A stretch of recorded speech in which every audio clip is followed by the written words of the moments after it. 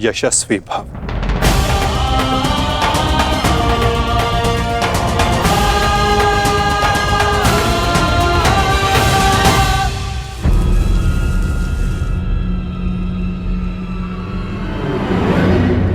क्या हुआ माधव? अब वहां देखकर मुस्कुराए क्यों? क्या था वहां?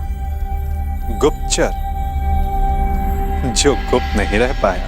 सुना क्या कहा गुप्तचर ने? अर्जुन पशुपतास्त्र लेने कैलाश पर्वत जा रहा है और मेरा ये महान पुत्र यहाँ चैन से बैठकर बंसी बजा रहा है। मैं अंधा हूं, फिर भी तुम्हारा भविष्य देख सकता हूं। अंधकार में जा रहा है तुम्हारा भविष्य।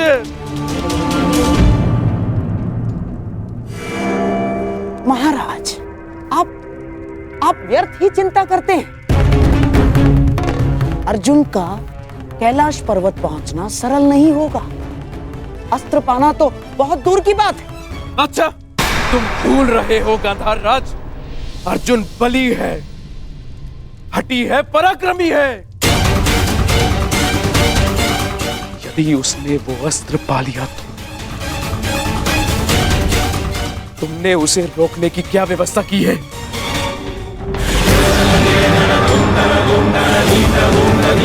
महाराज, आप क्या समझते हैं? इतने दिनों से महर्षि दुर्वासा का सत्कार हम यूं ही कर रहे हैं। महर्षि दुर्वासा के वरदान में बल है, तो श्राप महाबलशाली है। उस अर्जुन ने अपनी यात्रा प्रारंभ तो कर दी है, परंतु दुर्वासा के श्राप के अग्नि से अर्जुन समेत सभी पांडव जलकर भस्म हो जाएंगे।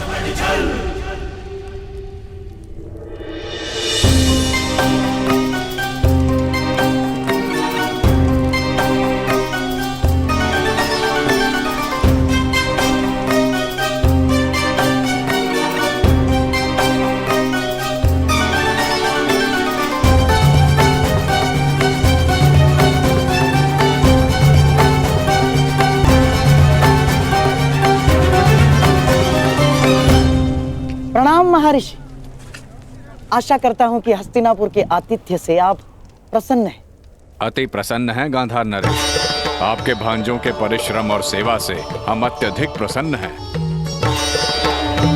वरदान मांगो।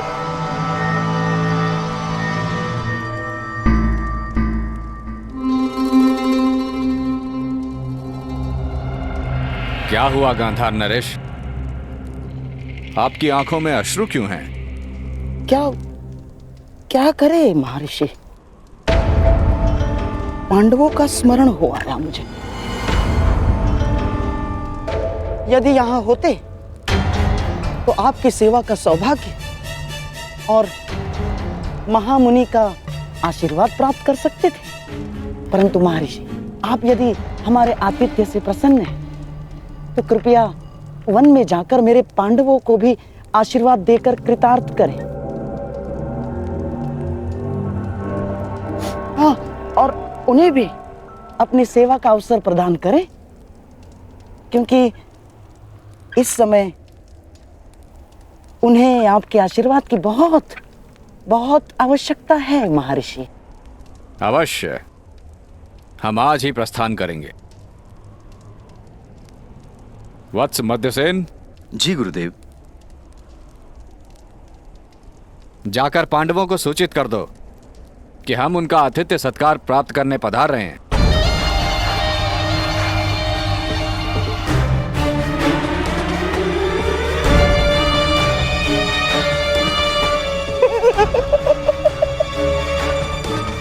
भूखे ब्राह्मण के श्राप से अधिक विध्वंस कुछ नहीं होगा दुर्योधन। और विशेषकर तब जब ब्राह्मण दुर्वासा जैसा हो, जिनका क्रोश और श्राप दोनों उनके वश में नहीं होते। बेचारा अर्जुन पशुपतास्त्र पाने से पहले दुर्वासा मुनि का शापास्त्र पा लेगा और उसमें भस्म हो जाएगा। अब तुम ही बताओ दुर्योधन, पांडव 10,000 शिष्यों के साथ दुर्वासा को भोजन कैसे कराएंगे?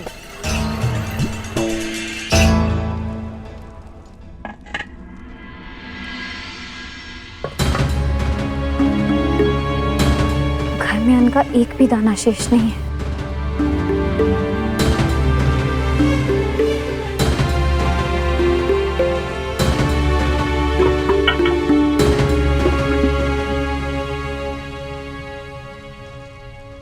प्रणाम।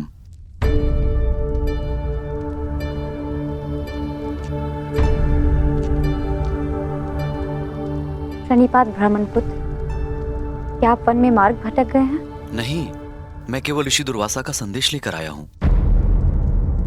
महर्षि दुर्वासा पधार रहे हैं।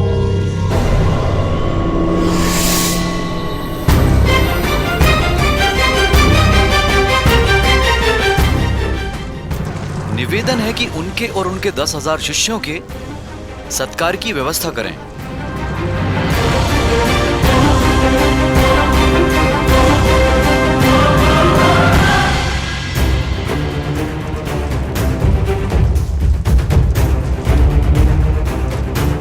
दुर्योधन, जो काम लाक्षागृह नहीं कर पाया, वो काम दुर्वासा का श्राप अवश्य करेगा।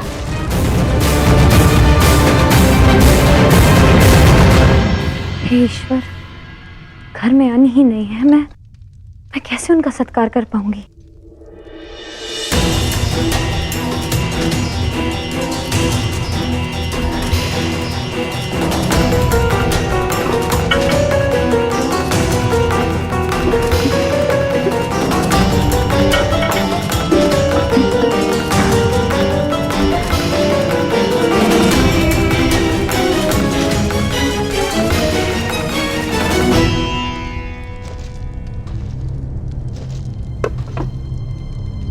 महर्षि दुर्वासा पधार गए। हे गोविंद, अब बस आप ही का सहारा है। रक्षा कीजिए गोविंद, सहायता कीजिए।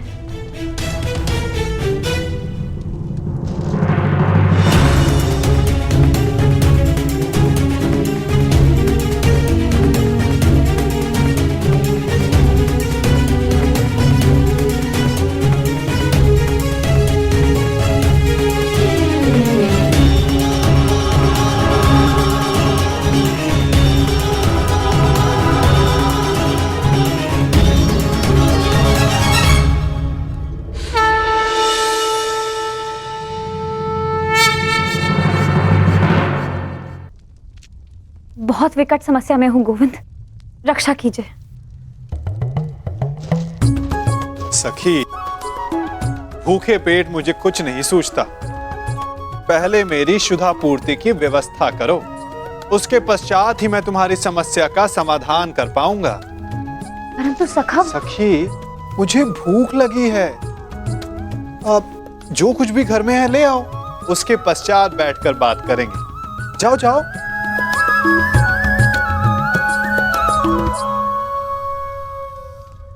सखी, ऐसे क्या देख रही हो? तुम्हारा सखा भूखा है।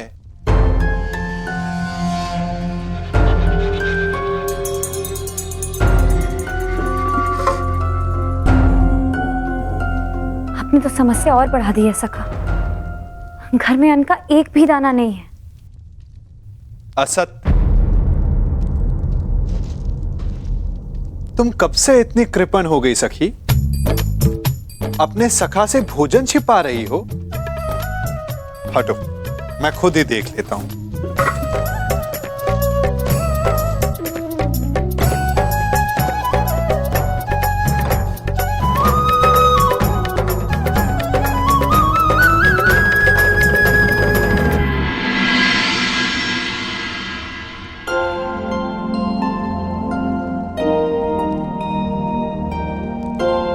कहा था ना, अपने सखा से तुम भोजन छिपा रही हो। नारायणं नमस्कृत्य नरं चैव नरोत्तमं देवीं सरस्वतीं व्यासं ततो जयमुदीरये नारायणं नमस्कृत्य नरं चैव नरोत्तमम् देवीं सरस्वतीं व्यासं ततो जयमुदीरये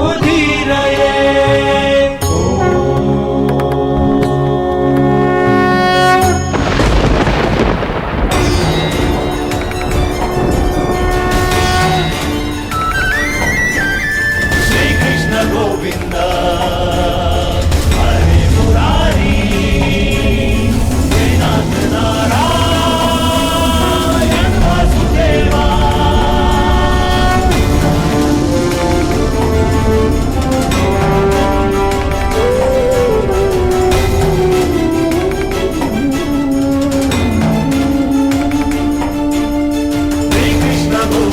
हरे मुरारी हे नाथ नारायण वासुदेवा श्री कृष्ण गोविंद हरे मुरारी हे नाथ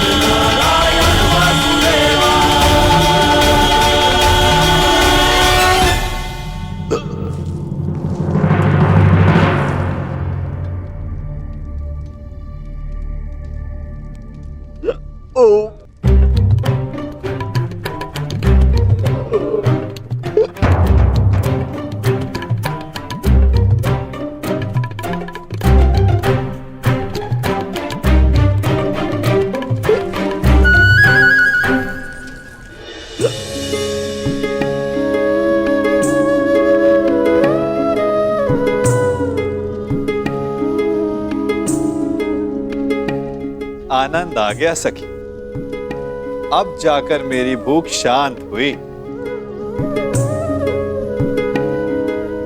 अच्छा, वो समस्या क्या थी, तनिक बताओ। सखा, वो महर्षि दुर्वास। कल्याण हो पांचाली।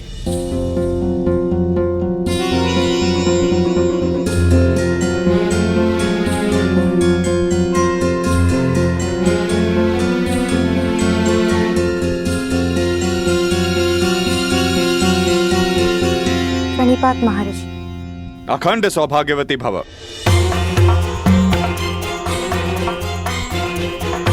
वो महर्षि दुर्वासा, आपसे निवेदन है कि थोड़ा जल मिलेगा? जी जी जी।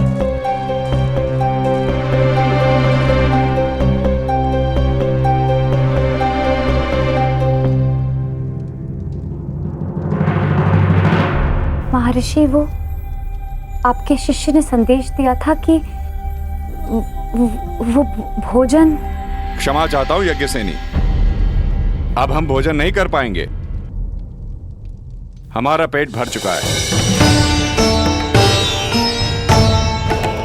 कष्ट के लिए क्षमा चाहता हूं।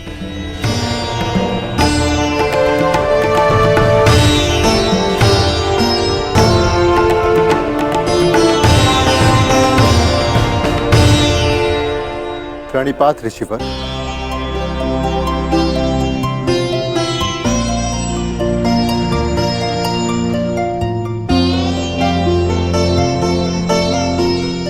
प्रणिपात महर्षि, आपका अचानक यहाँ आगमन? मुझे शकुनी ने कहा था मैं यहाँ आकर पांडवों का सत्कार ग्रहण करूं।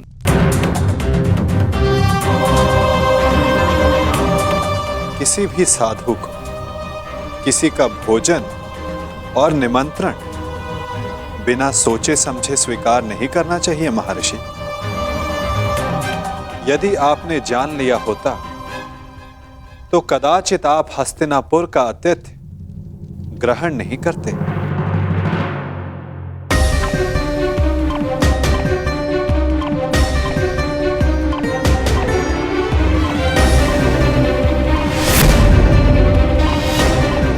जीतने वाला दूसरे के राज्य पर 13 वर्ष का अधिकारी होगा और हारने वाले को 12 वर्ष का वनवास और 1 वर्ष के अज्ञातवास पर जाना होगा। उन कौरवों ने केवल तुम्हारे साथ ही नहीं अपितु मेरे साथ भी छल किया है। छल करके उन्होंने मुझसे तुम्हें श्राप दिलाने की योजना बनाई मैं उन्हें अभी भस्म कर दूंगा। नहीं ऋषिवर, आप ऐसा अनर्थ नहीं करेंगे। वरों का नाश करना हमारी प्रतिज्ञा है। तो मैं तुम्हें आशीर्वाद देता हूं कि तुम अपने प्रयोजन में अवश्य सफल होंगे।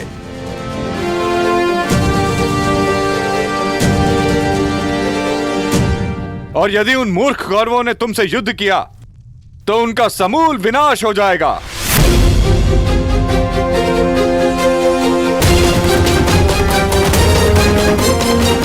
शकुनी, वाह! क्या उत्तम प्रयत्न किया है तुमने। श्राप दिलवाने गए थे पांडवों को, वरदान दिलवाकर लौटे हो। तुम्हारी तो जय जयकार होनी चाहिए, जय जयकार। समझ में नहीं आता कैसे पांडवों से हस्तिनापुर की रक्षा की जाए और कैसे अपने इस मूर्ख पुत्र की सुरक्षा की जाए। मैं बताता हूं कि क्या करना है।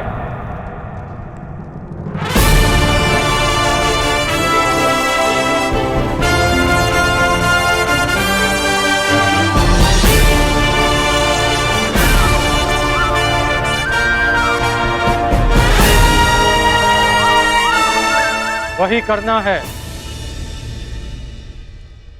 जो गांधार राज युवराज को कभी नहीं करने देना चाहते हैं।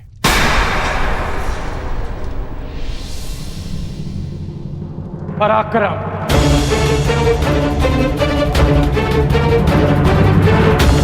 यदि अर्जुन अपनी शक्ति बढ़ा रहा है तो हस्तिनापुर को भी अपना बल बढ़ाना चाहिए।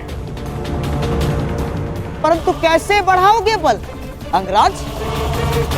क्या मेरे सम्राट दुर्योधन को भी कैलाश पर्वत भेज दिया जाए अंगराज? नहीं गांधार राज, ये संभव है दिग्विजय यात्रा करके। दिग्विजय? हमें भारत के सारे राज्यों को हस्तिनापुर के छत्र के नीचे लाना होगा, क्योंकि युद्ध तो होना ही है और युद्ध में सैन्य शक्ति का महत्व किससे छिपा है। हमें दिग्विजय करके हस्तिनापुर का बल बढ़ाना होगा। परंतु दिग्विजय करेगा कौन? हस्तिनापुर का सेवक करेगा।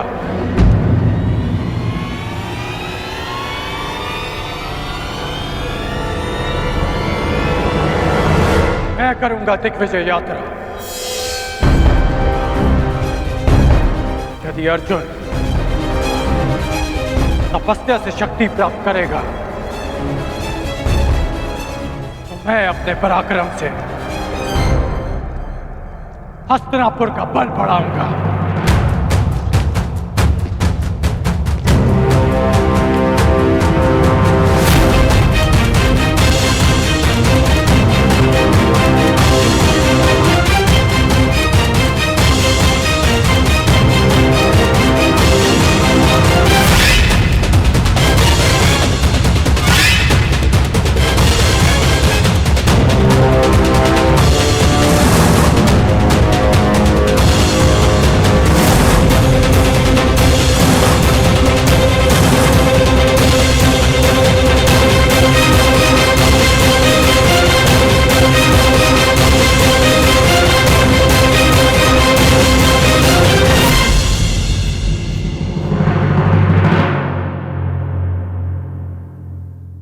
तब अपने पद चिन्ह पीछे छोड़ आते हैं और हमारे पश्चात आने वाले उस पथ को सही पथ समझकर उस अनुचित मार्ग पर आगे बढ़ जाते हैं।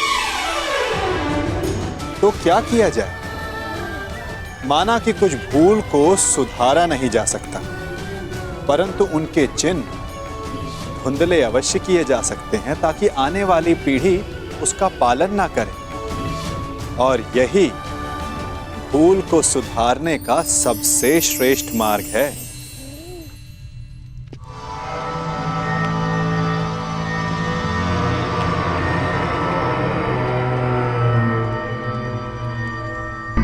ये क्या मामाश्री, तुला व्यापारियों के हाथ में शोभा देती है, राजनीतिज्ञों के नहीं।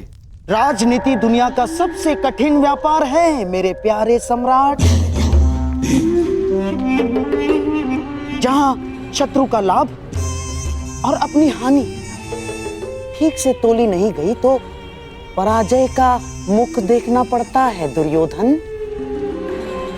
जैसे जैसे ये तुला जिसकी एक ओर 100 कौरव और दूसरी ओर 5 पांडव, परंतु अभी तक इस तुला का संतुलन बना हुआ है दुर्योधन।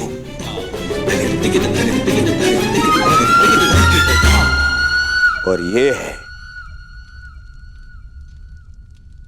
दिग्विजय, और दिग्विजय के पश्चात शक्ति का संतुलन हमारे पक्ष में होगा।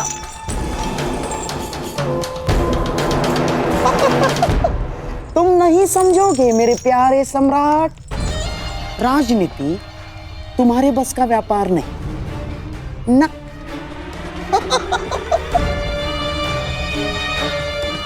अर्थात एक चतुर राजनीतिज्ञ के लिए यह आवश्यक है कि अपनी शक्ति बढ़ाने के साथ साथ शत्रु की शक्ति का नाश भी करे। तुला का भार अपने पलड़े की ओर करने के लिए यह आवश्यक नहीं है कि अपना भार बढ़ा लिया जाए। शत्रु का भार कम करके भी यह सब किया जा सकता है दुर्योधन। मामाश्री, आपकी ये बातें मेरी समझ के तो बाहर है। परंतु भविष्य मेरे दृष्टि के भीतर है दुर्योधन। तुम और मैं, हम दोनों कर्ण के साथ दिग्विजय पर चलेंगे। क्यों मामाश्री, आपको कर्ण की शक्ति पर विश्वास नहीं है? कुछ विजय शक्ति से नहीं, नीति से की जाती है। कर्ण तुम्हारी शक्ति बढ़ाने के लिए दिग्विजय करेगा और हम पांडवों की शक्ति कम करने के लिए संधि करेंगे। और पांडवों की सबसे बड़ी शक्ति है वासुदेव कृष्ण, और हमारा लक्ष्य है या तो वासुदेव कृष्ण हमारे पलड़े में आ जाए या तो पांडवों के पलड़े से हट जाए।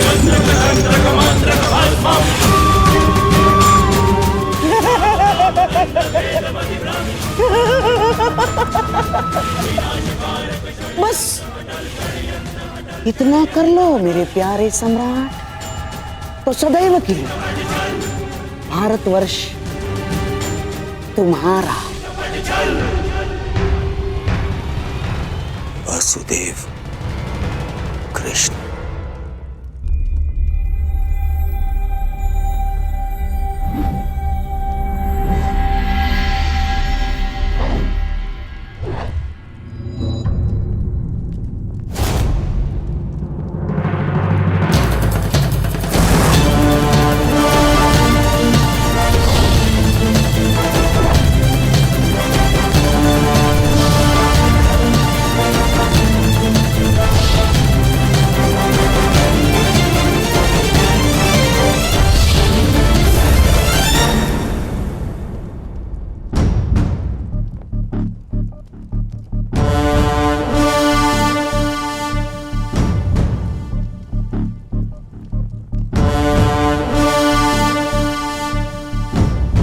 फिर से मेरे समीप आने से चूक गए कान्हा।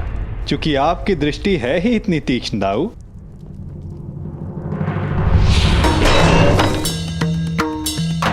यदि रक्षक की दृष्टि तीक्ष्ण ना हुई तो शत्रु का कार्य सरल हो जाता है कान्हा। और मेरी दृष्टि से आज तक कोई भी दुश्मन की परछाई बच के नहीं जा सकी आज तक, और मेरे प्रहार से शत्रु के प्राण।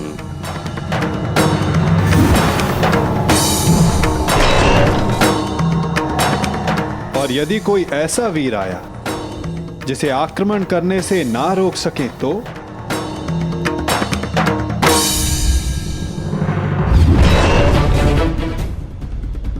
यदि वो कोई मनुष्य हुआ तो अपने काल को पुकारेगा, यदि वो राक्षस हुआ तो अपने प्राणों की भिक्षा मांगेगा।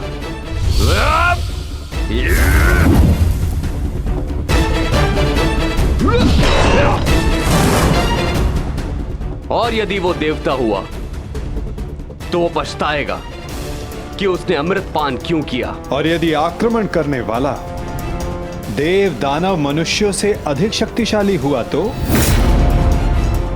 द्वारिका की रक्षा कैसे होगी दाऊ? तुम्हारे और मेरे रहते हुए भला द्वारका की ओर कौन खड़ा रह सकता है?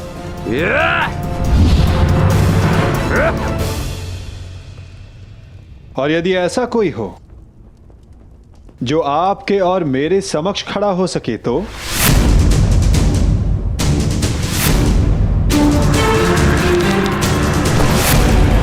क्योंकि जिसका सामना हमसे होने वाला है दाऊ, वो स्वयं में एक पहेली है।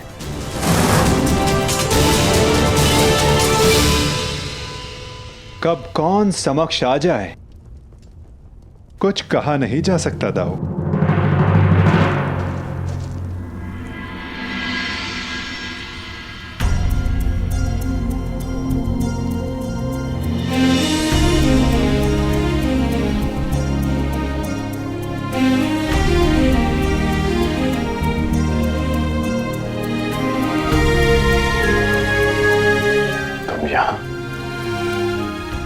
हाँ, सुना है तुम दिग्विजय पर जा रहे हो,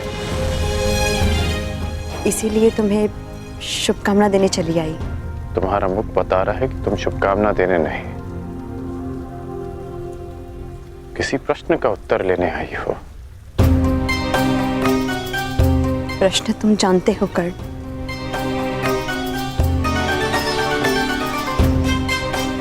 जानता हूं कि मेरा लक्ष्य क्या है, कि मैंने एक महान परिवर्तन का वचन दिया था। वैशाली,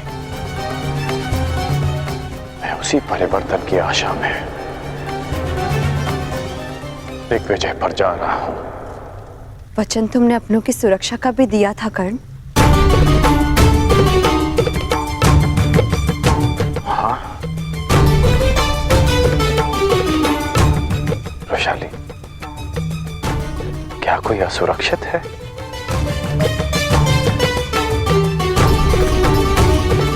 किसी को उसके अधिकारों से वंचित किया गया है क्या? हाँ, तुम्हारे अपनों में तुम्हारे राज्य के निवासियों के अतिरिक्त कोई और भी सम्मिलित है कर्ण।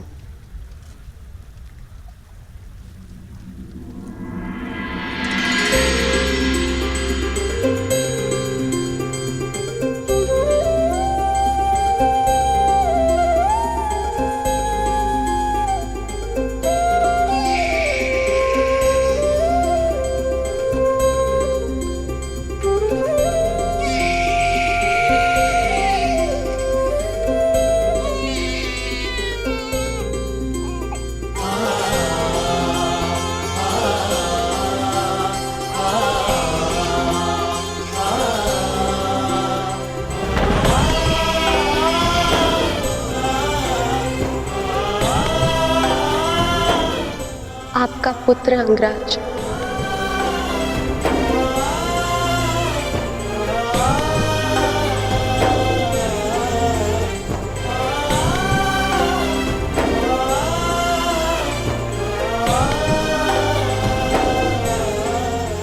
इसका नाम क्या रखा? नामकरण अभी किया नहीं। पुत्र के नामकरण का अधिकार उसके पिता को होता है।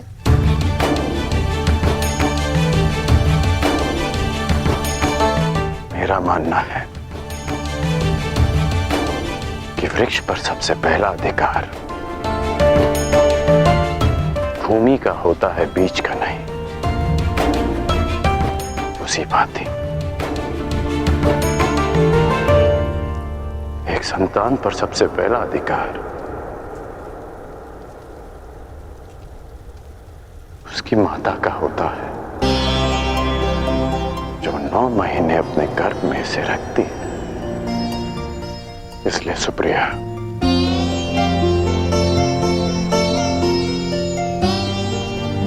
इस इसका नामकरण तुम करोगी। ऋषिकेतु।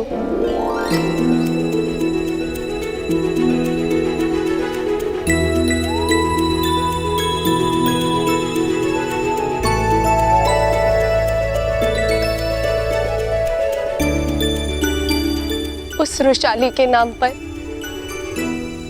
जिसके त्याग के कारण मैंने आपको पति के रूप में पाया, मैं उसका नाम अपने पुत्र को देना चाहती हूँ।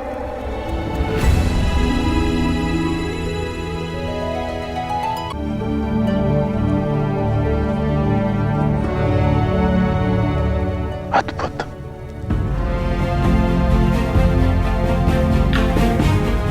ये नाम सदा इसे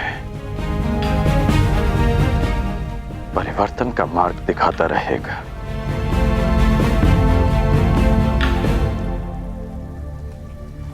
सुप्रिया,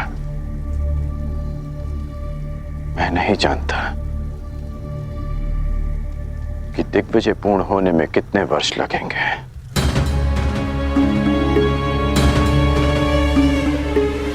कदाचित हमारा पुत्र बालक से युवा हो जाएगा।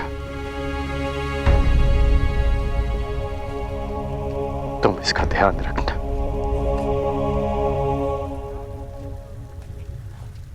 इसे कर्ण मत मनने देना।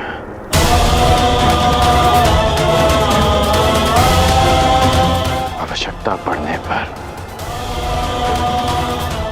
इसे वचन तोड़ना भी सिखाना।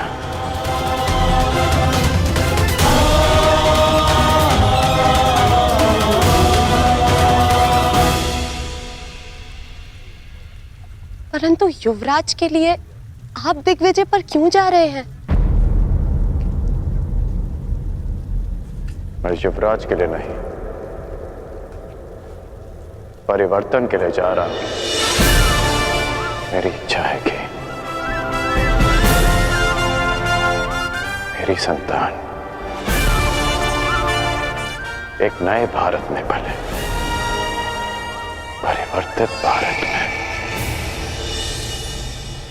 जहां कोई अन्याय ना हो, अत्याचार ना हो, कोई भेदभाव ना हो, जहां श्रेष्ठता जन्म से सिद्ध ना हो, अपितु कर्म से सिद्ध हो, जहां किसी और कारण को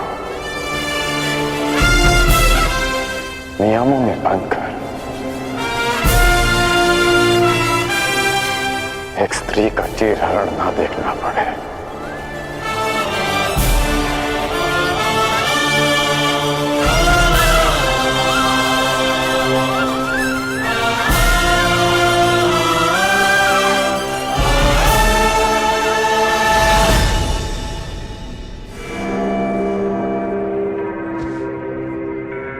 कुछ शेष तो नहीं रह गया? जी नहीं। मेरी पान सुपारी? जी। और मिष्ठान? जी, आपके अंगवस्त्र भी। जाओ। अमाश्री, इतनी सारी सामग्री? युद्ध पर जा रहे हो सम्राट, वन विहार पर नहीं। और ये सारी वस्तुएं महत्वपूर्ण हैं। हर एक वस्तु काम की है। जैसे पान इसलिए कि रात्रि तुम जग सको। किसे ज्ञात, शत्रु रात्रि में आक्रमण कर दे। और हाँ, मिष्ठान इसलिए कि आवश्यकता पड़ने पर भूखा ना मरना पड़े। अतिरिक्त अंगवस्त्र भी ले लिए मैंने, आवश्यकता पड़े तो ले लेना। ये सब क्या है गांधार नरेश?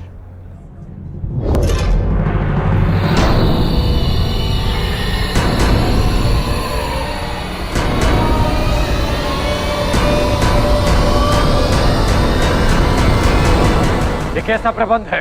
ये ऐसा प्रबंध अंगराज कि मैं और मेरा सम्राट दुर्योधन तुम्हारे साथ इस दिग्विजय यात्रा पर चलेंगे।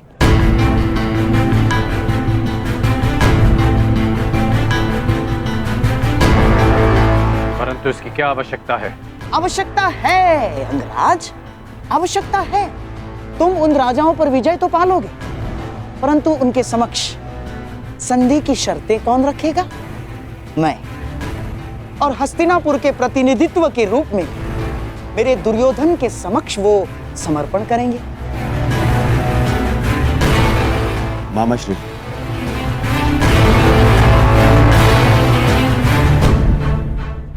मित्र, मैं केवल इसलिए चल रहा हूं ताकि अपनी आंखों से तुम्हें सभी राजाओं पर विजय प्राप्त करते हुए देख सकूं। परंतु यदि तुम नहीं चाहते कि मैं साथ चलूं, तो हम नहीं जाएंगे। नहीं युवराज, आपकी इच्छा, इस सेवक के लिए आदेश है, मुझे कोई आपत्ति नहीं। तो ठीक है, हम दिग्विजय यात्रा का प्रारंभ द्वारका से करेंगे। पांचाल दिग्विजय यात्रा पांचाल से आरंभ होगी।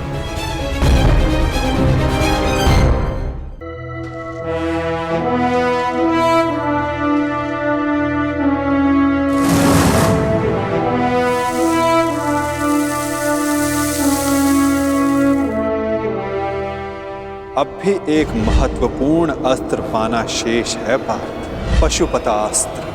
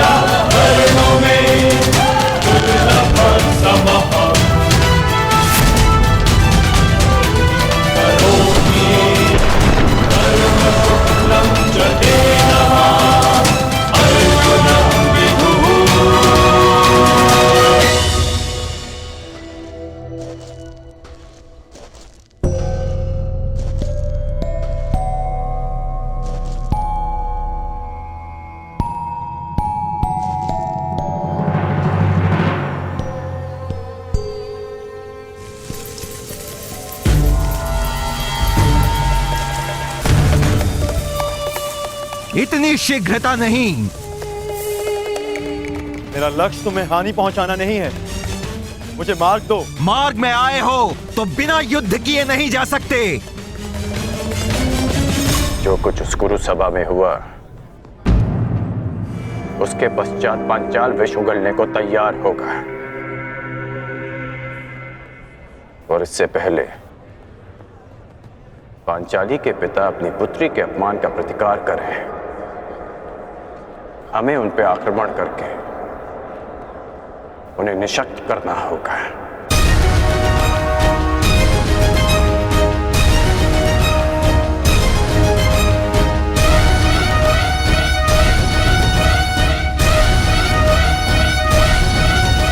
मामाश्री,